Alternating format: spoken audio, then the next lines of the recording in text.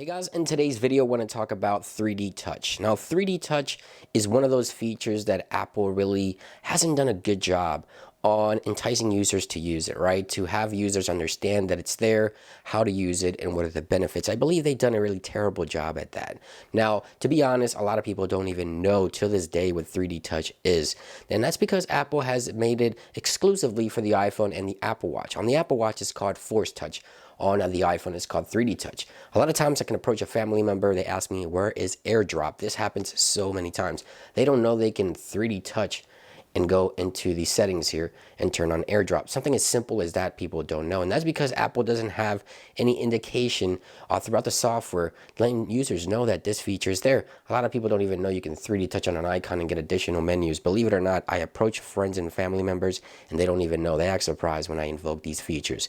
And that's because Apple hasn't done a good job at showing users that this feature could be very, very useful. Now you can use it throughout the entire operating system. 3D Touch is more capable than the haptic touch on the iPhone XR. The iPhone XR has a different type of technology which has a different name as well. It's called haptic touch. Now haptic touch is a 3D touch like interface or feature that allows you to get haptic feedback and 3D touch like features on display like the LCD display on the iPhone XR. Now this means that this can be done without having to have additional technology like we do on the iPhone XS, so we can have pretty much the same feature without a pressure sensitive display.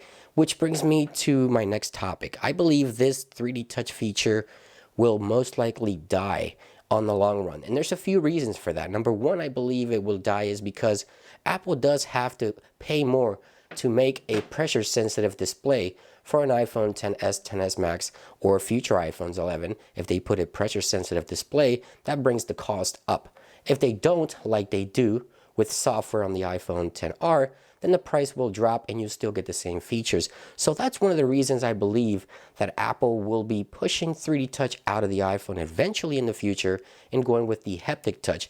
Because even old devices, this is the oldest iPhone to support iOS 12. This is the iPhone 5S. And this device is the oldest iPhone to run iOS 12.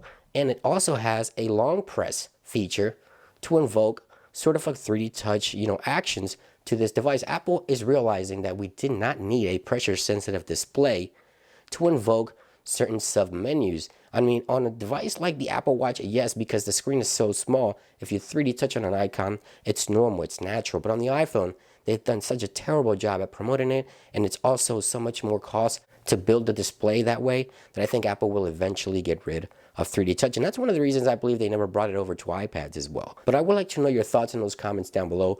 Do you use 3D Touch? Do you prefer 3D Touch over haptic touch if you've tried them both? And could you live without 3D Touch on your iPhone? I would like to know your thoughts in those comments down below. Thank you for watching today's video, and I'll see you on the next one. Peace.